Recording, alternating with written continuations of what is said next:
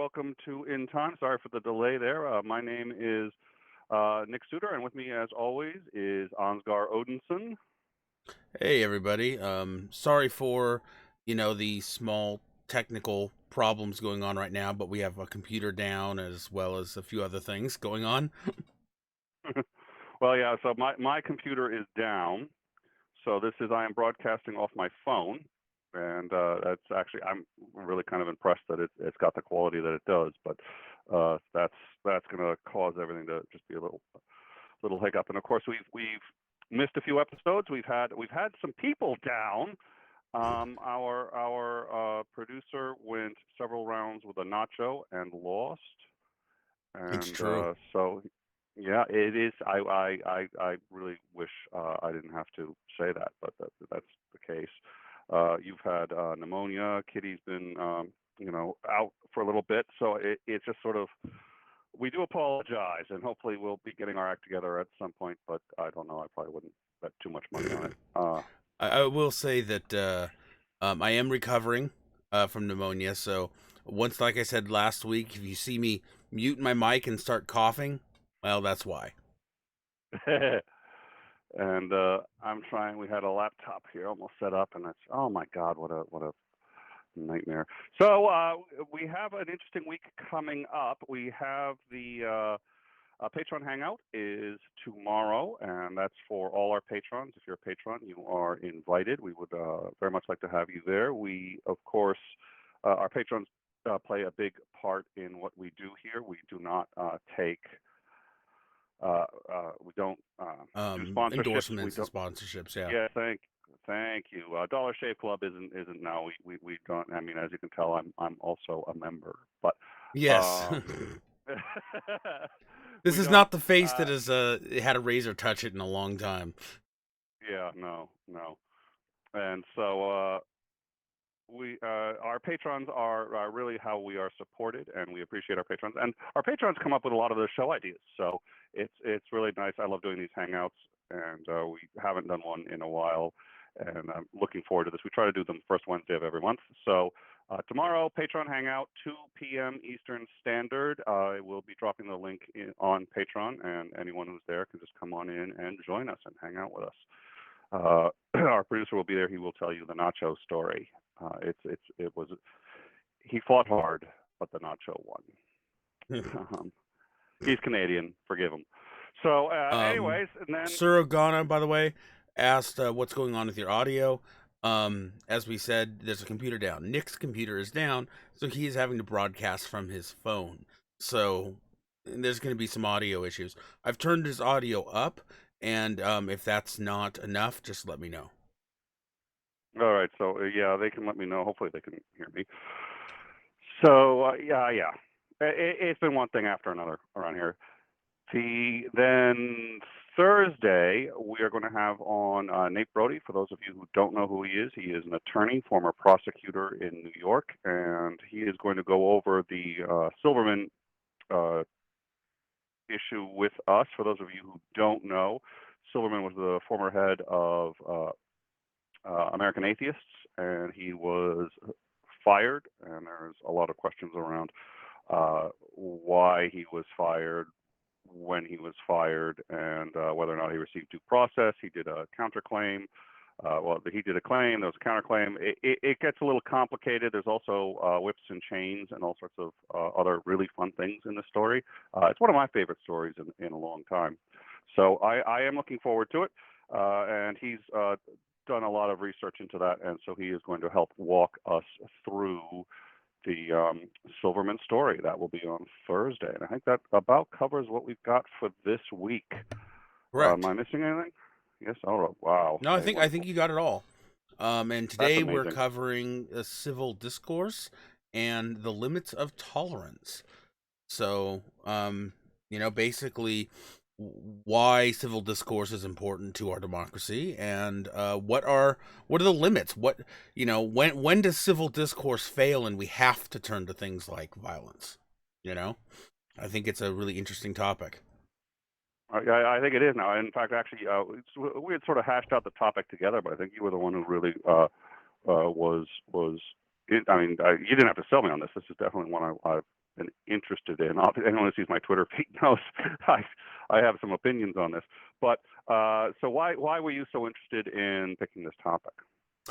There's a few different reasons. I think there's a sort of intersection of a bunch of different topics that I'm interested in that all kind of came together. When we started talking about it, it's like I was really interested in one kind of thing, and then you brought up something, and we had all these different topics that we were both interested in that just sort of came together on this one. But I think that in general, there's been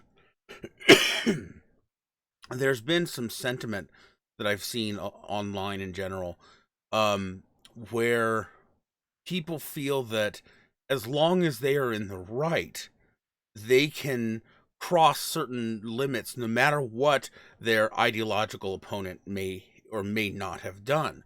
Um, it's this idea that words can be inherently violent, and therefore it is appropriate to respond with violence. And now I do think that there are some limits where violence needs to be, violence is justified. But I don't think that many people, um, I think most people kind of know that. But I think that in general, we're seeing more people willing to cross that line before it should be crossed, um, than we have in the past. I think that's a fair statement. I certainly do think that across the world, many countries are more concerned with fascism than they have been in a while. Uh, there has been, at least in any time in recent history, a record number of far right leaders that have been elected and have been very, very concerning. And Yes, I don't think it's just the far right where people are talking about this, but I think it's got a lot of people concerned where at what point is the far right maybe going to start using violence, but also when is the left saying, well, hey, the far right has ideas that are acceptable to oppose violently. And I think so. I think you start getting into Antifa. You start getting into what are Proud some Boys. other. Yep, there you go. Yeah, So do you have any specific examples either of Antifa or and I think Antifa is interesting because I think they in some cases resort to violence, but I'm curious as to how much is protest versus and protests can be violent even if they're not. If certainly. you're in, yeah, I mean, I think it's a good question. Is defamation violence? Is destruction of property violence? Is simply spray painting on a wall violence? When does one cross into violence over the other? What I is think that a certain amount of defamation, a certain amount of even vandalism against public property when you're speaking out against what the state is doing.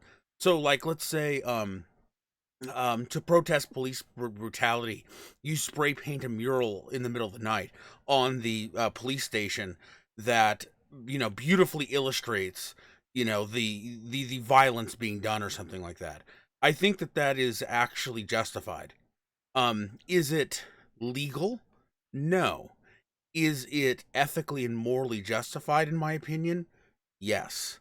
However, if I go and smash up the police chief's house and terrify his family, I think that is not morally justified. That is taking it out on an individual rather than a symbol of the state, if that makes sense. that does? I agree with you, but I can already hear the other side saying, well, if he works for the state, he's fair game. Uh, I think you brought up a good point with A, he's got a family. B, there are people who work for the state who don't necessarily endorse the state, and they either cannot quit because they can't easily get another job. I mean, everybody.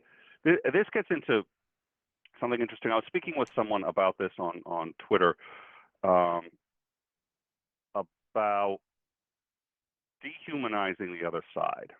And I think that happens a lot on social media, Certainly. where you can't see the other person on the other side of the screen. You can see what they're typing.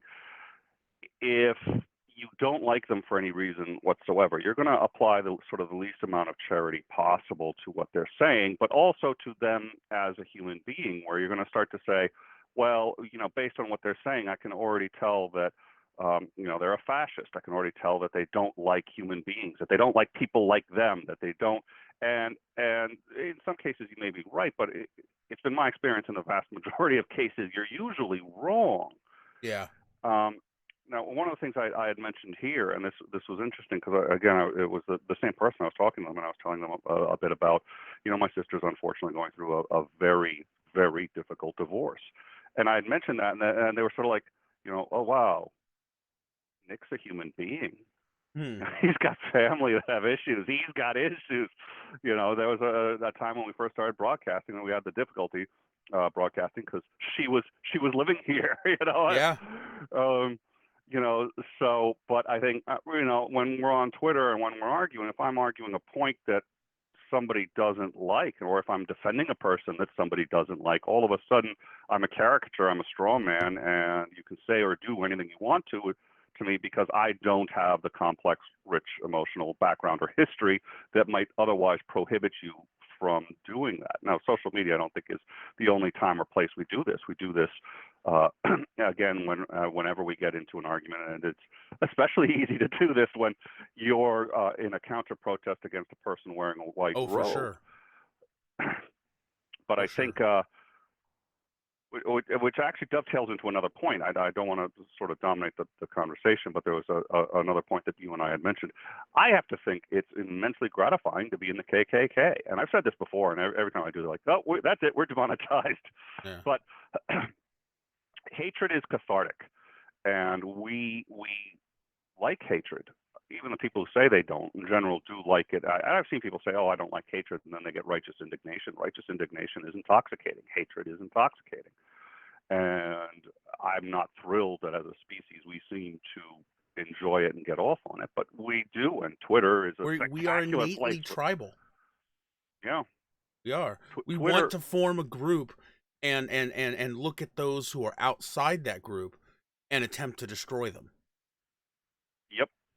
And I think Twitter is a spectacular place for doing that, because you really don't have to look at it. It's another thing about when you talk about the language of dehumanizing people.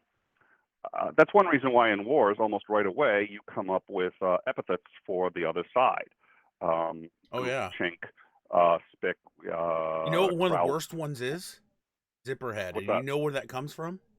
I have no idea. Okay, during the Korean War, we killed so many Korean soldiers, and we just drove over their bodies with our jeeps, and the tracks of our jeeps pressing their tracks into the bodies. That was an epitaph for that. Just horrible. Well, and that's it's very hard to drop a bomb on a human being. It's reasonably easy to drop one on a chink. And again, excuse the word. We're adults. We're going to use the language. But that's not hard. Dropping one on a chink, a crowd, whatever, that's reasonably easy to do. Dropping one on a person isn't. Right. So we have this dehumanizing language, and a lot of social media really makes that a lot easier. I think that's why social media ends up getting so toxic. It's terrible to see. I'm not sure that there's any way around it. Asriel Mysterious brings up a good one, talking about the Stanford prison experiment. Do you know much about that? Yeah, it's been a while, but that one was in Stanford. They decided to do a psychological experiment. One that would, by the way, there's so many of the best experiments between that one and the Stanley Milgram experiment that you can't ethically redo. The Milgram experiment is probably one we should bring up as well, actually. But the prison experiment, they took a bunch of college kids and separated them out into prisoners and into guards. And if I recall, this was done in a dormitory, and they were basically going to run the dormitory as a prison for one weekend. Maybe it was going to be a whole week. I've forgotten a number of the details. But it took about 12 hours for it to start to descend into chaos. And things became, the guards started truly abusing their power. The students felt like it wasn't a psych experiment anymore. They were out of control of the situation. They were being abused. The guards were, really getting off on their power and on abusing the students. And nobody was checking in on the experiment. So this thing went torturing kids for, I think it actually ended, if I recall correctly, don't quote me, it was supposed to go for a week. It ended after 3 days. Somebody got a hold of one of the experimenters and said, "You've got to get in here and see what's going on." And they came in and they said, "Holy shit," and It had put an just end to it. spiraled faster than they had anticipated. They hadn't anticipated any spiral. They thought this was just going to, they thought they were going to get some interesting data that was going to take, months to pour through. Now, you could see the data pretty clearly in the first 12 hours. It was a real stunning. The other one that's also a famous one I'll mention is the Milgram experiment. That's similar, maybe a little off topic for this, but since we're getting into some of the more famous psychological experiments, the Stanley Milgram experiment was ostensibly, it was about learning. And what the experimenters would tell the subjects is, we want to do an experiment on learning. It wasn't about learning. It was actually about, and psychologists lie. They'll lie to do an experiment. This is a lie. The experiment was on authority. How far would people, and this was inspired exclusively by World War II. They're like, could what happened in World War II Germany, Nazi Germany, happen in the U.S. and in other countries? And the thinking was, well, of course not. That's just the Germans. Okay, it's just the Germans. It's not going to happen in the U.S. It's not going to happen anywhere else. But they wanted to see how people respond to authority. So what would happen is this: they would take two people. One of them was actually an experimenter also. He was a cohort. He was involved in the experiment. The other one was the subject. And he was told that the cohort was the subject. Really, he was the subject. And what they would do is they would draw straws to see who would be the teacher and who would be the learner. Now, both of them said teacher. So they would both draw a teacher, but the cohort would say, "Oh, I got learner." The other guy would get teacher. Boom, he was always a teacher. The subject was always the teacher. They would give the teacher a very small electrical shock, and they would say, "Now, this is the shock that you're going to be giving to the learner every time he gets something wrong." They had a big board in front of them, and it goes, "You give him a shock every time he gets something wrong. We're just going to see how well the shocks help reinforce learning."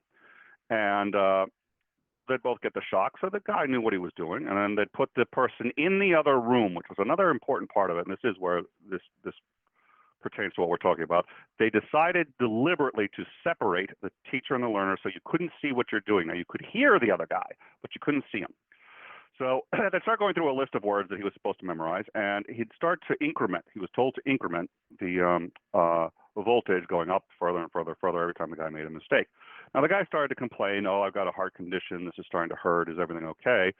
And invariably, the quote teacher would turn to one of the scientists and say, "Well, gee, this is getting a little serious here. He's complaining about it. Is it okay?" And the scientist would always say, "I'm in charge.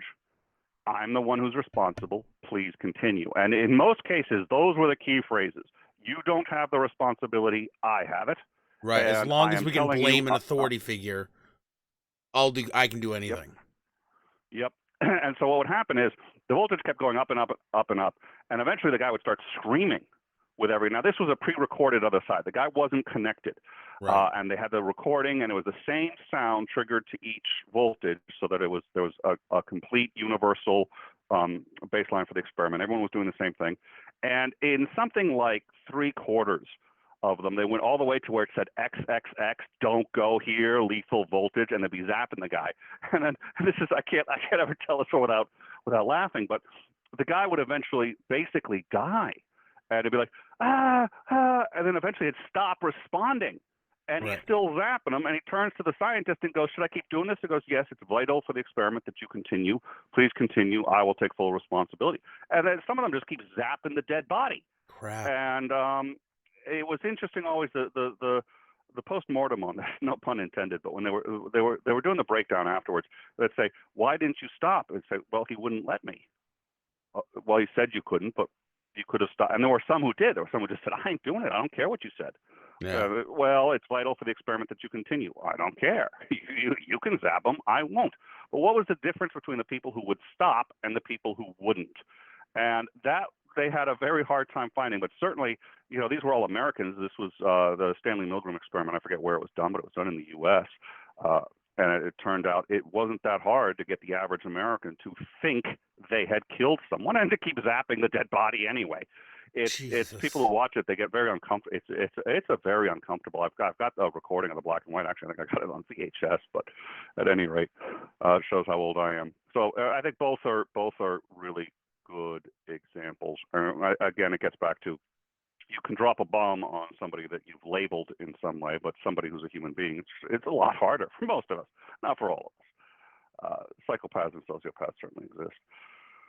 So, but I think, yes, please. I was going to ask, I think we should also lay out here, because we haven't really done this, why civil discourse is important to our modern idea of democracy in the first place.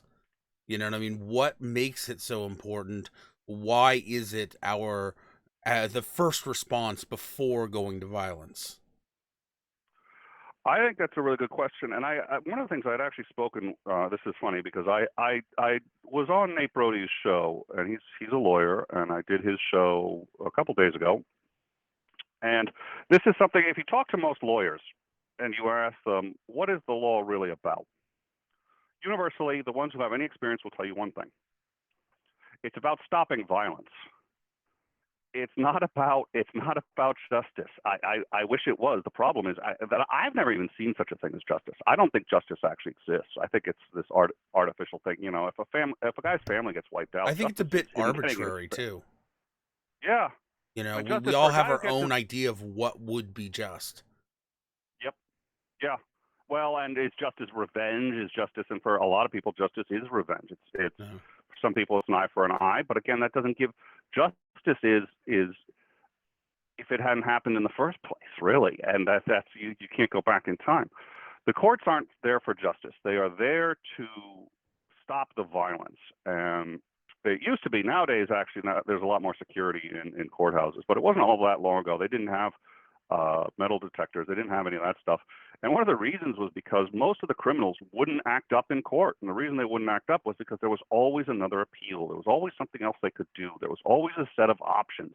Now, the options are annoying and they take forever, but the idea is two things. First of all, it's only the people who are really, really interested in continuing who will go through the entire process. The process is meant to be annoying as fuck so that people drop out and solve the problems on their own. That's what the courts want. They want you to figure it out. If they have to figure it out, they will. That's what they're there for. I'd much rather you figure it out. And then, they want people not to resort to punching each other, killing each other. Just go. Your neighbor does something terrible to you, you go to court. But in the end, the court's job is, and this sounds cynical, this is what most lawyers will tell you, is the job of the court is to make sure that both sides walk away unhappy, but not so unhappy that they decide to resort to violence. And the idea behind a republic, and I'll go to a republic instead of a democracy, but the idea behind a republic is everybody's got a voice. Mm-hmm. Everybody's got a voice. And if everybody's got a voice, you drastically reduce the amount of violence that occurs. And people are better at finding ways of working together and finding a way to be civil to each other. All civil is the antithesis of violence. That's all it is. That's why we have a court system, so people don't murder each other. Let me just finish this one quick thing. When the Texas school massacre was done by a guy who clearly had mental health problems. But what was one of the things that he said? Now you'll listen to me. Mm-hmm. Now you'll hear me. What was one of the things that the guy in Norway said? You're listening now. The mosque shooter, the most recent mosque shooter, I think it was in. It's a reason so many of them leave behind manifestos.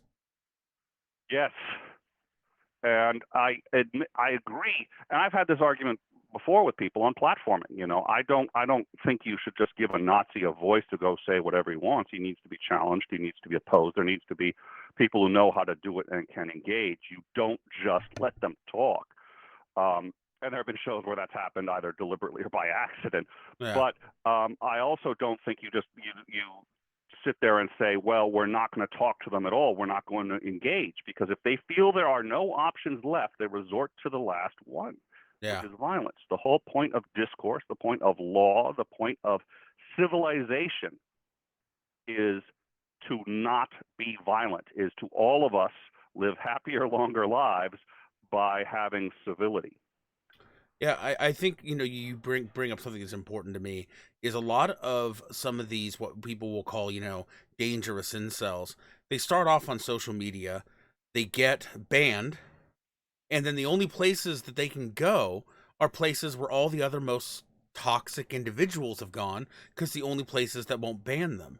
And it creates this sort of feedback cesspool where there's these groups of people who feel like no one will listen to me, you know what I mean? I have no voice. And it creates dangerous people. The other thing I'd like to point out is, you know, for generations upon generations, politics was handled at the end of the sword. You know what I mean? Yes. Um, Yes. I'm the rightful ruler, and I will prove that by killing as many people as I need to. Um, I don't like your laws, so I'm going to impose my laws instead at the tip of a sword. We have mostly done away with that. Now we have elections. Now we have debates. Now we argue. And so one of the big um things we did is we elevated ourselves above might makes right via civil discourse.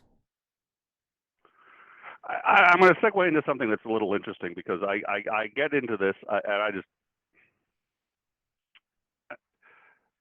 they asked Stephen Hawking, what's going to happen when we encounter aliens for the first time? He said it's going to be probably absolutely terrible for us. They're going to wipe us out. Why? Well, because our own history of what we do to indigenous people has been rather terrible. Well, I actually object to what he said on two grounds. The first is that's true, but they were our own people. They were our own species. In general, actually, we sometimes show a great deal more charity towards cute, fuzzy subspecies that we consider beneath us in some way or another than we show to our own kinds. An alien species shows up here that's heavily advanced, much more advanced than us. I don't think there's anything they're going to want to take from us physically. If they do, I agree, it's over. But I have a hard time believing we're going to be able to supply them with anything. But the other thing is, what it seems to me the arc is of greater peace and understanding. And the more a species can achieve that, the longer they live, the happier they live. We live longer than at any time in human history, and our happiness index is higher than at any time in human history. The only time it starts to And the dip down is greater when our technology grows. Yes, exactly. But if we do not get our impulse to wipe out our enemies under control, gone. There's been a question, why hasn't aliens come and contacted us? And one of the more obvious reasons is because maybe within 100 years of all of them getting the power, harnessing the power of the atom, getting the power to wipe themselves off their own planet, in most cases they do it. 99.9% of all species ever to have existed on the Earth is gone. 99.9% of them. What if, and this is an argument I've made before too, because we always think that everything's unique, and then we always end up being wrong. Every tribe of man thought they were the only tribe until they find other tribes. Every nation, the only nation. Every continent, the only continent. Then we thought we were the only planet. No, there are 9 planets. We thought the sun was the only star, or we thought it wasn't a star. There was only one sun. Turns out it's a star, just like all the others. We thought there was only one galaxy. Nope, lots of galaxies. That's why I think that there's probably a multiverse. I can't fathom that there's only one universe. There hasn't been one of anything up until we've, thus far. Why would there be only one universe? But it may sound like I'm going off the deep end here. I probably am, but I can tie this back to what I probably am. I like that admission there. Yeah, well, time may not be the show for you if you don't like that kind of just going off the way deep end. But here's the thing, which is that on this planet, 99.9% of all species ever to have been created have been wiped out. What if life is actually rather plentiful in the universe, but that number is much more of a universal constant? It's not a constant on the Earth, it's a universal constant, and most intelligent species wipe themselves out once they develop the atom. And that's why we haven't encountered any, because most of them have wiped themselves out. The few that haven't either aren't concerned with us, or maybe they have visited us, and Or you know, too who knows? far There's any away. number of, or too far away. Well, but if they ever get here, there's only one way for them to do it, in my view, and that's to learn to cherish all life better than at least we have now. But the reason we've succeeded to the rate we have is because we have learned to cherish life, because we have learned that all life has value. If we fail to continue to remember this, and if we start treating, I mean, even animals, we are dependent on animals. We are dependent on the food chain. If we fail to acknowledge that, if we fail to acknowledge that a healthy ecosystem, including those that are, quote, below us, is necessary for our own survival, we get wiped out. So it seems to me that if an alien species ever reaches the point where it can achieve faster than light travel and actually come here and visit us and say hello, my suspicion is they're going to be much more magnanimous than we are. That's the history of our development. Yeah, Success it is based on makes working together. no, it makes You sense see, to I, me I at get least. it. Oh, you didn't think. Oh, you know, you didn't think I'd get there. You're like, oh my God, we're talking about civil discourse, and he's talking about the multiverse. No, no, Yeah, I see. So I want to ask you, what's your yeah, position on two things, right? The yeah. quote unquote, like the people say, hashtag punch not Nazis, and the milkshaking thing. What are your I don't know what the. opinions?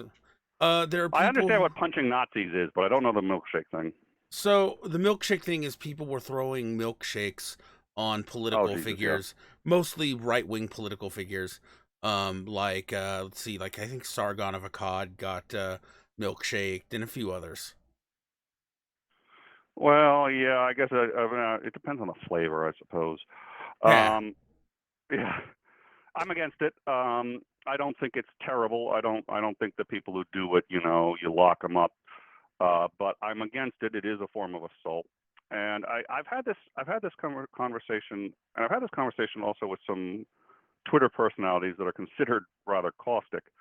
I have on my wall, and I've said this before, and you actually got to see the posters. Yeah. It's on the opposite wall here, but I've got two posters. One is a signed uh, little thing from Christopher Hitchens, and the other one is Dr. Reverend Martin Luther King Jr., who I have worshipped since I was 7 or 8 years Great old. man. There hasn't been a time when his picture has not been up on my wall. And so for the people who sit there and say I'm too nice, of which there's a great many, that's a common complaint. And who also haven't seen me really lose my temper. It's rare, but it can happen. Hmm. The nice ones they're the ones who when they lose it, you know, watch out. You always gotta watch out for. They're the slow bird. But I I think you undermine your own arguments when Hmm. you use violence, when you use those kind of tactics. It is 10 times harder to respect your opponent and engage on a level of respect. That's a lot harder. And I'm not Well, saying that as a, the yeah. argument that I've heard is that things like fascism will kill all these people and do all these horrible things, and so it needs to be resisted by any means necessary, and that it is not an idea worth debating or engaging.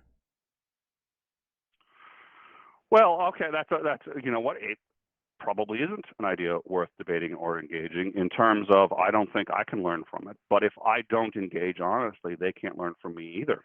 And they think the same thing. And it's been my experience that when you have two reasonably smart people who Hmm. know what they're talking about engaging, over time, the right side has a tendency to win. Doesn't mean the right side wins every engagement. Doesn't mean that, you know, sometimes you don't get outsmarted, Hmm. but the right side has a tendency to win. And again, that's a harder way to do it, but anything worth doing is usually harder. The Yeah. right thing to do is almost always harder. That's what makes it the right thing to do. Otherwise, it would just be the thing everybody does.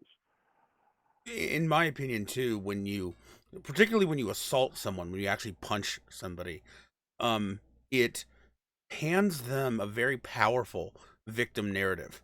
They can go to people who are maybe in the Yes. middle, somewhat sympathetic, and say, look, we are under assault.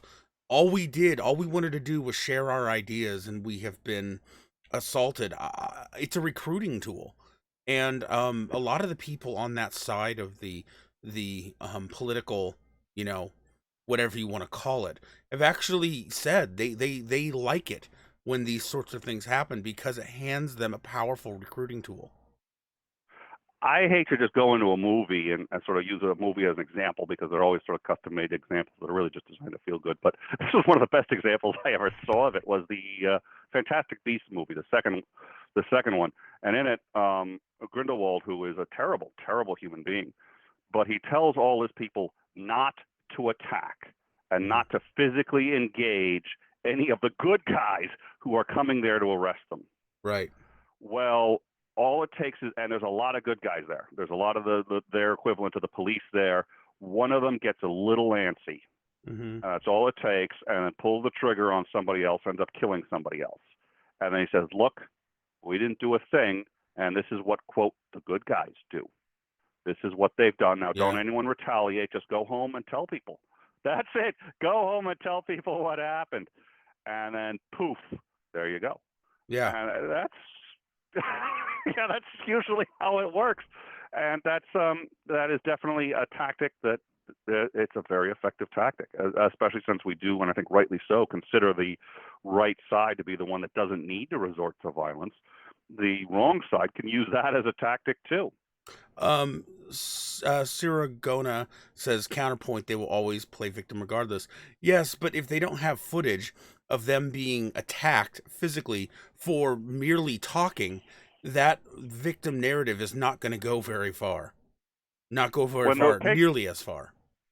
when the KKK comes out and says, "I'm a victim of all these black people who are taking my jobs and all this other stuff," that's one thing. When one of them says, "I'm a victim of a black police officer who beat the living daylights out of me, here's the footage." Hmm. Wow.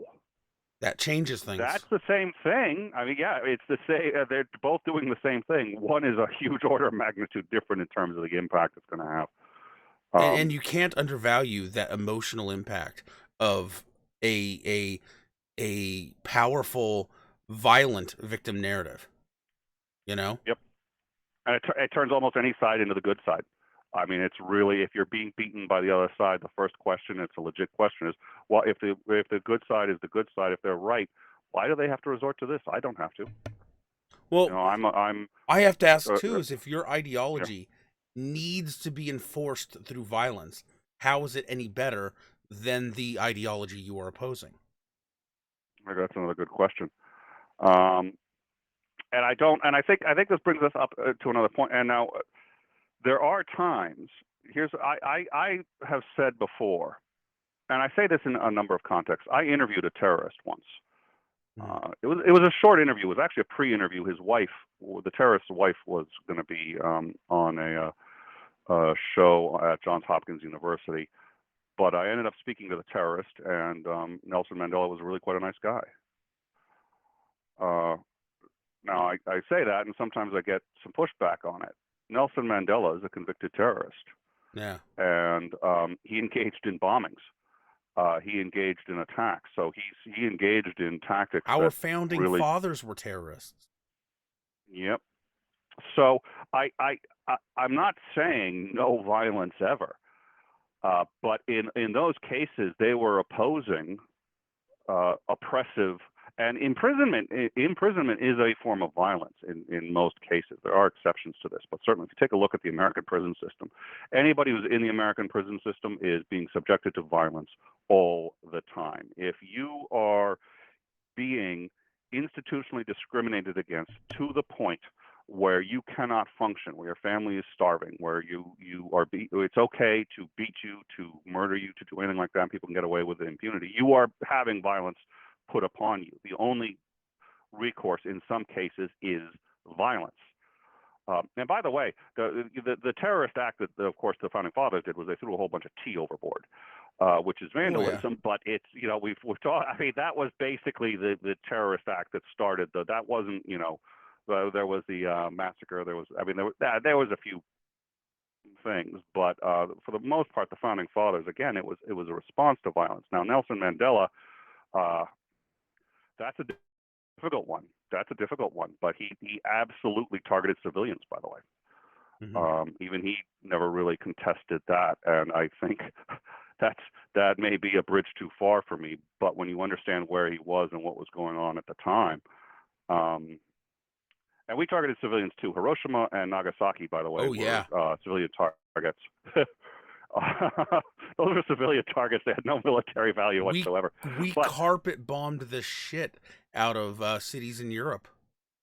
Dresden was not a well. I don't think it was. It wasn't a firebombing. It wasn't a military objective. Firebombing it was a test. We wanted to know. If, I don't want to say fire. But yeah, we wanted to know if we figured out a way to obliterate a city to the level of a nuclear bomb, by the way, with a combination of incendiary explosives and just regular high explosives. And we said, okay, we believe that theoretically what you can do is you can create what's called a firestorm, where the temperature of the fire gets so hot that it starts to push air up. That creates a vortex sucking air into the city. What that's going to do is actually feed the fire. The fire gets hotter and hotter and hotter. And if you can create even just in one small area this firestorm, it will create a fire big enough to wipe out an entire city. Well, let's see if it works. So we picked Dresden, did it on Dresden, and it turns out it works. Well, the second bomb that we dropped was just because we wanted a second test of our, weapons in an actual populated city. Basically, Japan was on its knees. The second bomb was completely unnecessary. I'm not sure I'd entirely concur, but they either were or would have been soon. I do understand the mentality during World War II, and we need to have a show just on this one, because I've talked about this. First of all, there's some evidence that Japan was actually developing its own nuclear weapon, which is contentious, but there is evidence to that effect. But further, if they have been suicide bombing your ships, and if they have said we would rather die than lose, that's an incentive to keep going until they are done. They really had to be facing the fact that they had lost either way. Their choice was and they were still being actively bombed into the Stone Age by the Russians. Well, the Russians. I don't think the Russians did all that much, but we basically put them in a position where it was okay. You've lost. You can lose and live or lose and die. Those are your choices. But being willing to sacrifice any amount of your lives, being willing to sacrifice your children's lives, all of which they were willing to do for the emperor, who had a godlike position in their way of thinking. They had to reach the point where there was no amount of self-sacrifice that would change the outcome, because they were willing to fly themselves into our aircraft carriers. I mean, it was quite clear they would do anything to win. Once it was established they couldn't win, then Sir Gona says, I don't like Antifa. I think they're wasting energy, but I think their world's better than the alt-right. Sorry. I don't think you need to make a comparison. Doesn't matter who's worse. I mean, when you have violent thugs beating people up, whether they're the Proud Boys or Antifa, it's okay to say I condemn them. It doesn't. You don't have to choose who's worse. And I'm glad you think that. I'm glad you think the right is worse. I tend to agree with you. Me too. Guess what the right thinks? Guess what the right thinks? They think the left is worse. And we discussed this earlier. If you have in your mind a narrative already built, and it's any kind of narrative. This is why innocent until proven guilty is so important. But if you have a narrative already built in your head, you will find a way to justify it. I have found people who've been able to justify the claim that the left Antifa is far worse than anything Proud Boys or anyone else has ever done. I disagree. I don't think that's defensible, but they can defend it. Mm-hmm. So once you get into that argument, I think you've already lost the argument. The argument is nobody should be doing any of this stuff. And if you're not willing to cede that point, that's another one that I get hit on a lot. They're like, well, gee, Nick, why are you so willing to cede points about what your side does wrong? Because that's the only way anyone believes I'm an honest interlocutor. Yeah. It's the only way. Yeah. I found the only way to get them to believe that you're engaging honestly is to engage honestly.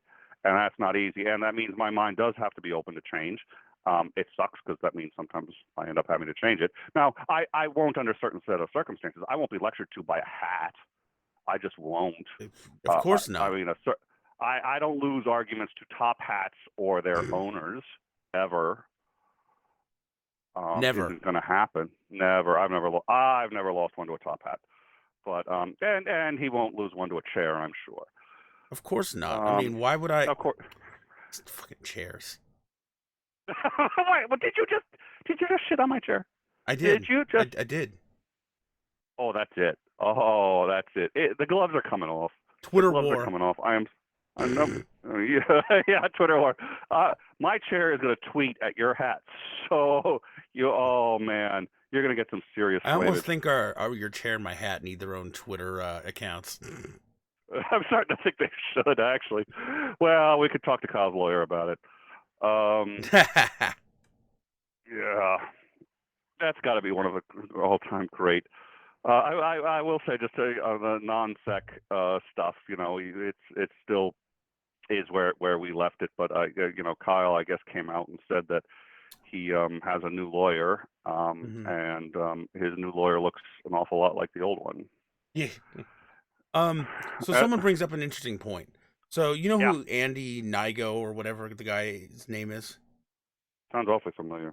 He's a reporter that goes and kind of provokes Antifa, often gets assaulted, and then reports on it.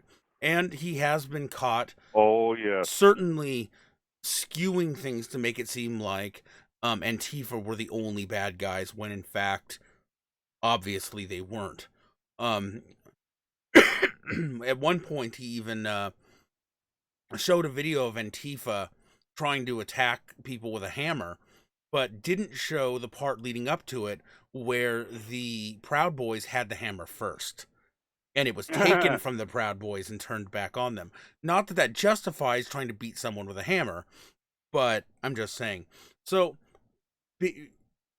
oftentimes he goes and he tries to provoke these responses, okay? So,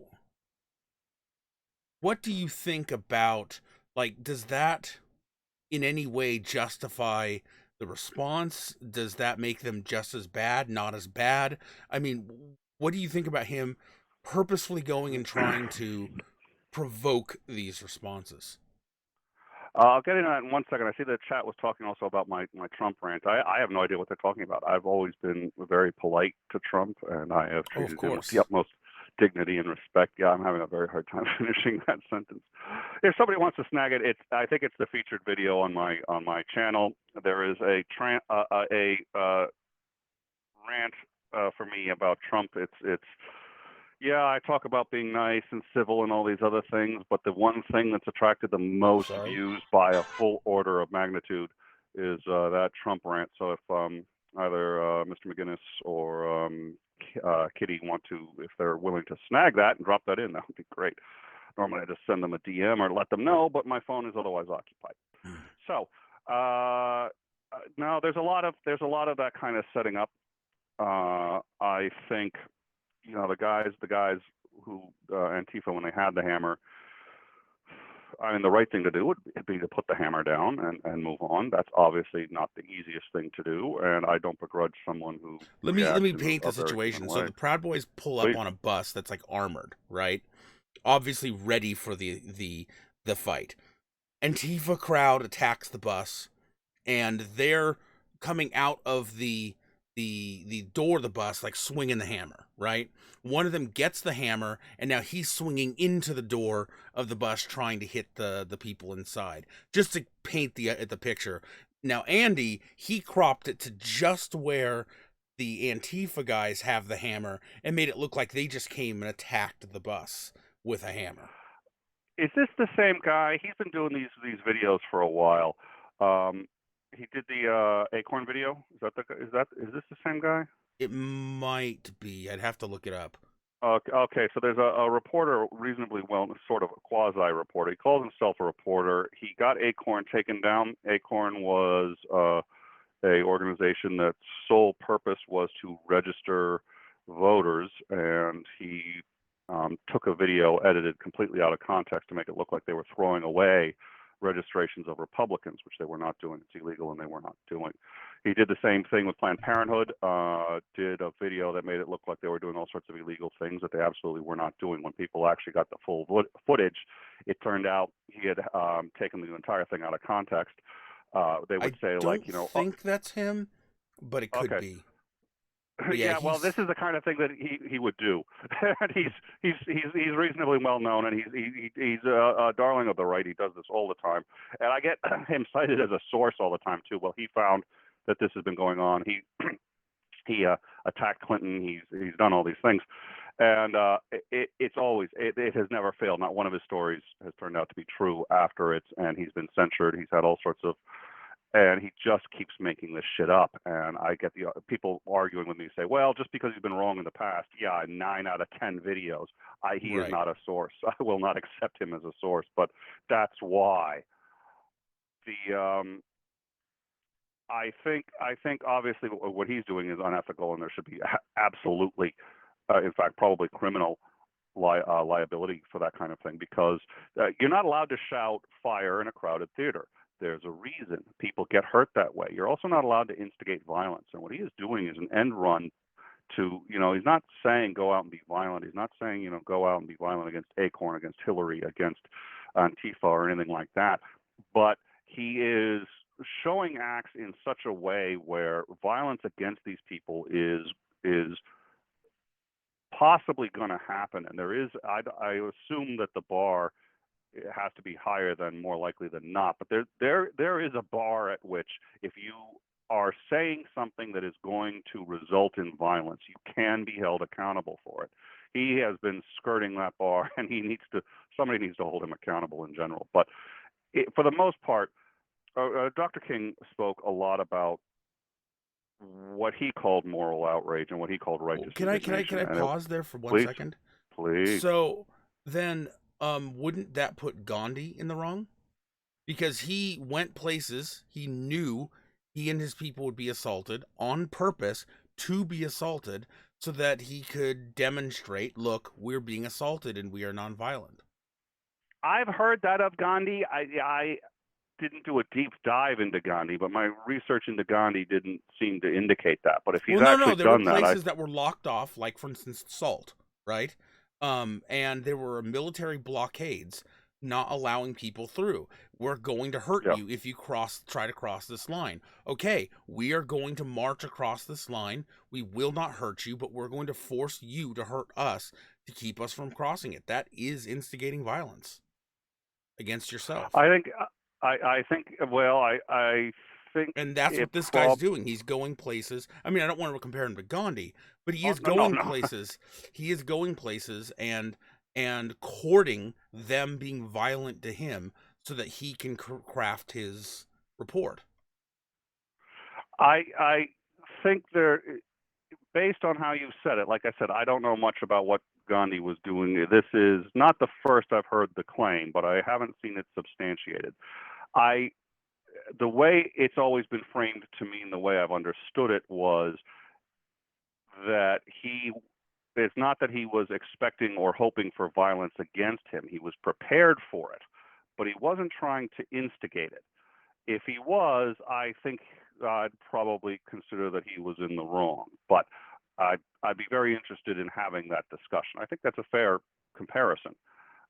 In that, if that's the case, if that's how he was doing it, I think that's an interesting comparison. I think there are other differences, but I think that's an interesting comparison to make, and I think that they're closer together than they might seem. Again, it gets back to Mandela, who, for all his talk of peace, did essentially advocate for an attempt to engage in the violent overthrow of his government. So, yeah. Do you think that it in any way exonerates the people committing the violence? In which in either case. No. Let's talk about a specific case. In the Gandhi case, I think that was a different thing. So if we're talking specifically the people with the bus, and which ones, the people attacking the bus or the people in the bus being attacked? This is what Andy does. He goes to a place, right, where Antifa is going to be demonstrating, and he kind of gets in their face to court them attacking him. Right? He kind of wants it. Now they do genuinely attack him. They've split some people's heads open and bleeding all over the place. They've attacked him, but he does go there with the intention of kind of provoking them to attack him, if that makes sense. They're not oppressing him. So, I mean, again, if we're talking in the case of, if these are oppressors who are somehow already in some way or another committing an act of violence against him, that's one thing. So the one significant difference I would argue between the Gandhi situation and this one would be that in the Gandhi situation, if that was in fact how it was happening, one significant difference would be that military was involved already in a pattern of oppression, severe oppression against the Indian people. And by highlighting that, even if it was, getting by having yourself attacked, they were bringing to the forefront an oppression that was already being committed by these people. I don't think Antifa is doing anything to Andy or anybody else, and I think Antifa is, in fact, arguing against a third party, and he's interjecting himself in it and trying to start shit in order to make everybody look bad. I think those two. It's undeniable that they have attacked people that have nothing to do with the Proud Boys. That they Oh yeah. have, so it's not like this is something that only happens when people provoke them. Oh yeah, absolutely. But do you think it exonerates the violence if, let's say, forget Andy for a second. Let's say I go to Antifa, I get in their face, and I'm telling them, what you guys are doing is shit, and they attack me. You know what I mean? And I know that and I go there knowing that if I do this, I am going to be attacked. Does that exonerate them? No, I don't think so. But No, because you think I am partially in the wrong?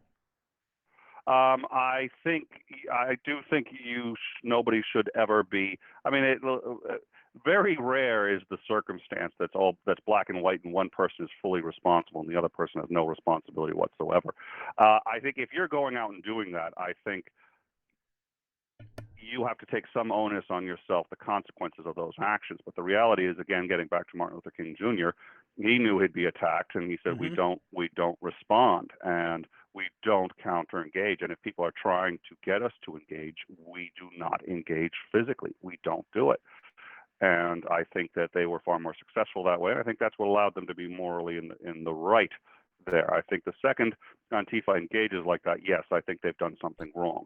Now that doesn't mean you're off the hook. You deliberately instigated it, and that was your goal. And you can push most people, if you know what you're doing, into doing something like that.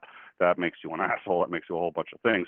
Doesn't mean that people are responsible for their own actions. If you go out and you hit somebody, you hit the person. Now, see, that's where I stand with Andy. I think that almost like, okay, one of my favorite movies is The People versus Larry Flint, and in that he says, why is it important for the law to protect me? Because if it protects, a piece of shit like me, it will protect you.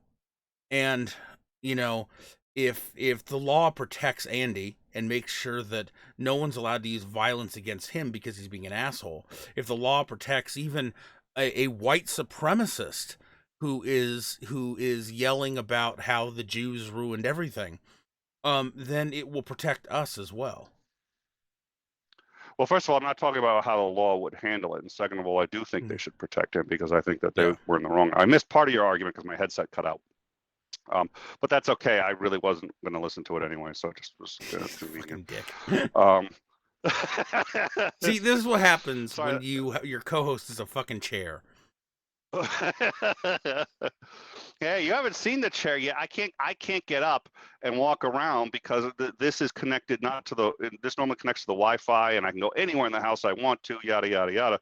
This has to connect through by Bluetooth to the phone, so A, it keeps dropping, and B, I can't go anywhere. I'm stuck looking at your mug.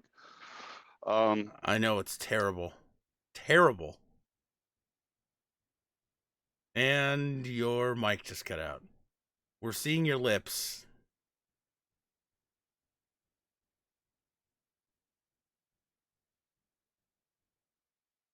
Sorry, people. This is what we have to deal with while his computer is down. Dave McGinnis, I had someone try to rob me with a knife once. Yeah. and talked them down and ended up buying a beer at the bar to find out why they were so desperate. That is awesome. This is why you lose fights to nachos. Wow. Oh I'm God. sorry, he's Canadian. He's Canadian. No, let's not give him shit for 1 second and go, that's totally Dave. That's one of the things that's just That is awesome. totally awesome. Yeah, no, that's Dave. That's absolutely Dave. That's why I love having him around. We have to make fun of him for the nacho thing, but the reality is that's totally Dave. I can so see just like he pulls a knife on someone. Give me your wallet. Yeah, sure. Hey, I'll give you my wallet. What seems to be the problem? I want money. I want your wallet. I understand. Everyone wants money. Here you go. Let's talk. You can keep the knife on me. I I don't can mind. so I kind see of like Dave knives. doing that. That is Yes. Dave. That is Dave. Oh God, that's Dave. But I mean, I think that's no. And that's probably not the norm, and that's probably not always the most successful thing. But I think that highlights two things. First of all, that you can sometimes get more flies with honey than vinegar, and second of all, that's a person who's robbing you too. And that's it's we were talking about the sort of dehumanization of other people. I like That's to the easy dehumanize moment to Canadians, but dehumanize somebody. yep. Yeah. And I mean, I like to dehumanize Canadians, and Well, I they're just still think that's one of the. Canadians. Yeah, that's so I'm justified on that one. Yeah. They're Um, not even real no, people. well, I like Canadians because they are the only people on the planet that apologize more than I do. I got my apology for the $400 suit thing was 12 tweets, and people are like, Nick, really? I was just like, yeah, imagine if I'd been Canadian. Um, So I have a question. Do you think there's ever a time when violence is justified in a when there isn't necessarily violence being used against you? Like, do you think that there is ever a time where it is ethical to respond to something, anything non-violent? It could even be somehow, I don't know how you'd have non-violent oppression, but yeah, non-violent oppression. Do you think there's ever a time where violence could be justified in that regard? I have to believe there probably is because I've found very few rules that are just black and white and that I can sit there and say this is an absolute rule that cannot be violated and that there's no exception to. But I can't think of one. That's Uh, fair. I was trying to, as you were saying it, I was trying to think, okay, let's figure out various forms of oppression. Now they usually qualify as violence, even if they didn't. And I said, well, what if, you were threatening a member of my family? Okay, that's violence. Yes, it is. If there's no violence and there's no and or threat to violence, which is the other one. So there really needs to, in order to engage violently in any circumstance that I can think of, you either need to have violence committed against you or a credible uh, threat of violence in the language being used. And that's Makes very sense. hard because I think a lot of times people use rhetoric, and the rhetoric, again, people sometimes deliberately misunderstand that rhetoric. Hmm. And a lot of times, I mean, and I think you had given some great examples of this where somebody was just like, well, I think some sort of ultra feminist organizations will say, just men are engaged in violence simply by using certain words or certain language. And I'm like, Right. see, I don't like saying that because the second you are justifying violence against them because you're saying that I don't think so. It's a slippery slope. In general, I can't think of any examples. I'm not going to outright say that there are none, but for the most part, unless they're engaged in violence or credibly threatening to, and the word credible is a difficult one, but I think I tend to like that word more than most people give it credit for because they're like, well, what does credible mean? Maybe what I think is credible. No, credible means what most people looking at it from the outside would think it is. You know what I mean? That's when I say credible, I mean pick 100 people off the street and more than 50 or 60 of them are going to say you were right in your interpretation of it. That's what's called credible. Anything short of that, I don't. Here's an interesting one. What if we're talking about like cyberpunk future, right? Think about cyberpunk dystopia. And instead of Yep. using violence to oppress people, it's merely who controls the the systems of communication, the systems of the economic systems. What if somebody were using purely economic and social systems to keep people underclassed, oppressed? Certainly, there's the threat of violence that if somebody were to become violent, there are police there or something like that. But we're talking the actual oppression comes from simply no, we're going to control what you can say through systems, not by direct action, just through systems. We're going to control how much money you can make, what you can spend it on, that kind of thing. Would you In in my that? mind, Yeah, would yeah, that violence would be probably justified? qualify. Yeah. That would probably qualify. I mean, the restriction of liberties is a form of violence. That's putting someone in jail is in fact committing an act of violence against them. I don't see another way of separating out the criminally violent from the population and protecting the population without doing that, or B, even attempting to engage in rehabilitation, which we don't in this country, but the other countries We that do, should. even they separate. Yeah, we don't. We don't. We do not remotely care about No, rehabilitation, and actually, we we only take quasi people who care. might be law-abiding, normal citizens who have done one thing and turn them into criminals. Yeah, we're really good at that. We have factories for making monsters in this country. We do it almost as well as Turkey, which is saying something.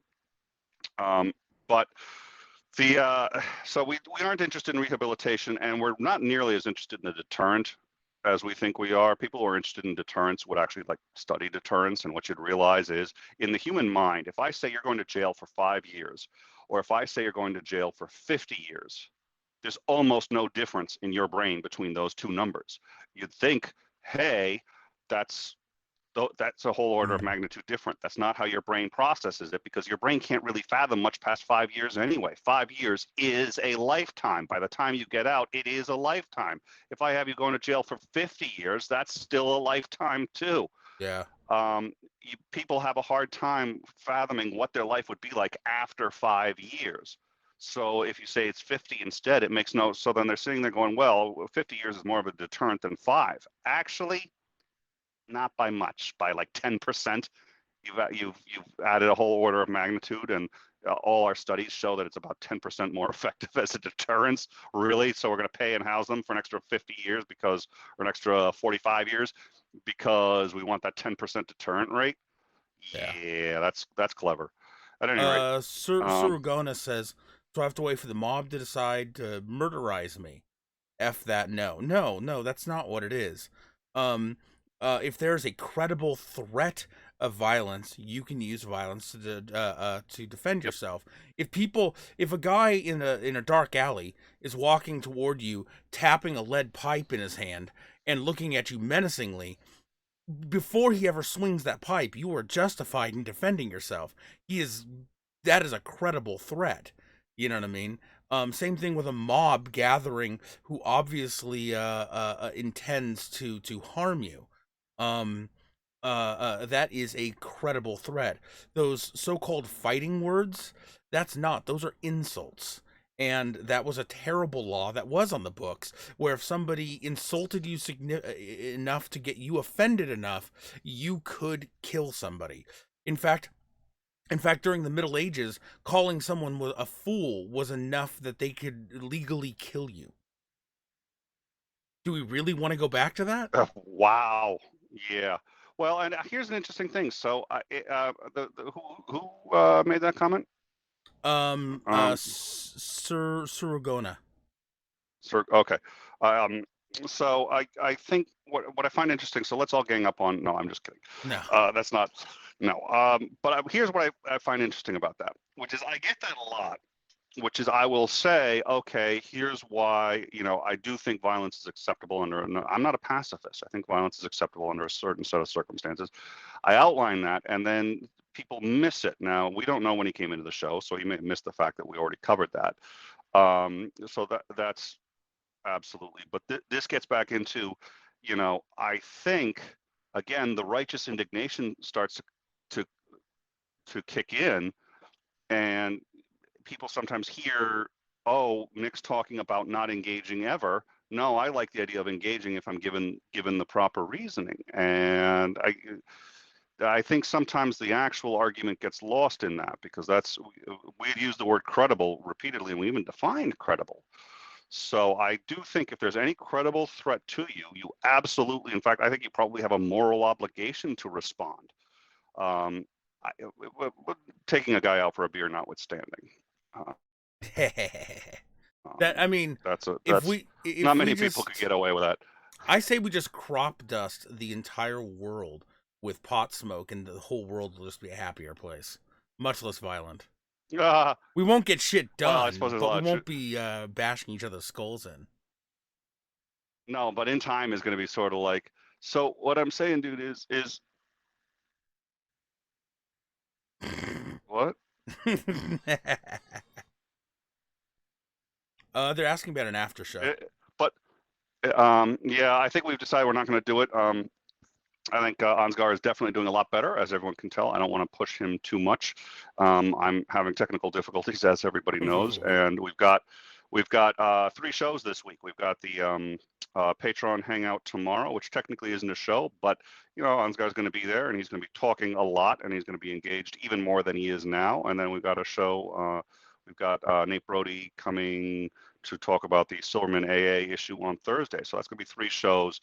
I would love to do a hangout. I think this is absolutely the exact kind of show that we should do a hangout on, and maybe we can delay it. Maybe it may not make a lot of sense, I know, but do the hangout for the show a week from now.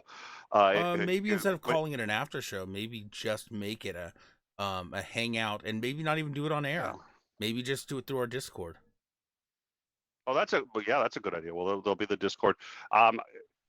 If there's any number of things we can do, I think right now, just Ansgar's still in recovery. I've got technical issues. I think we're You're going in to pass. technological recovery. I'm in health recovery. Yeah. But no, I think, but I really appreciate. Like, this is absolutely the kind of show we would love to do an after show for. It's just I don't think it's gonna. It's pushing it. We've got 3 shows this week. So thank you all for joining us. I think that I think it was a marvelous topic. So yeah, and I think there's a lot of nuance to get into as well. I think so. And we also picked up like something we had to do another topic on. I forget whether it was the law. We certainly need to do one on prisons. Oh my God. Oh, we definitely need to do one I think we're going to get a lot of ideas tomorrow. We still haven't. Yep. We haven't done the like half the ideas that they gave us from the last one. So we're gonna have to catch up. But thank you all for being patient with us. We sincerely appreciate it. We do look forward to hopefully seeing you guys for the patrons tomorrow. And for those of you who are not going to be joining us for the Patreon Hangout tomorrow, we hope to see you Thursday when we talk about what's going on with the lawsuit between American atheists and their former president, Silverman. Thank you all very much. I wanted to address one last argument before we leave, and I think it's one that we're both aligned on. I've seen a lot of people say that, oh, well, back in the 40s, we did far more than punch Nazis. And I think that there is a massive distinction between some racists shouting things on the side of the road or picketing in front of a building and an armed force with tanks, planes, and machine guns coming to, conquer your land. I think there's a huge moral distinction between those things. And just because you can label them a similar label doesn't mean you can respond with similar force. I very much concur, and there were a lot of things that we did in the 40s that I don't think we want to do today. That's true too. I hopefully don't have to go over that list. There were things done in the 20s that we don't want to do today. There were things done another 20 or 40 years before that, and another 20 or 40 years before that. The whole notion of progress is just because we did something in the past doesn't mean we have to keep doing it that way. That's true. That's true. All right, well, goodbye, everybody, and it was a great show. I am happy to be doing this show and not just laying in bed coughing. So, thanks for joining us.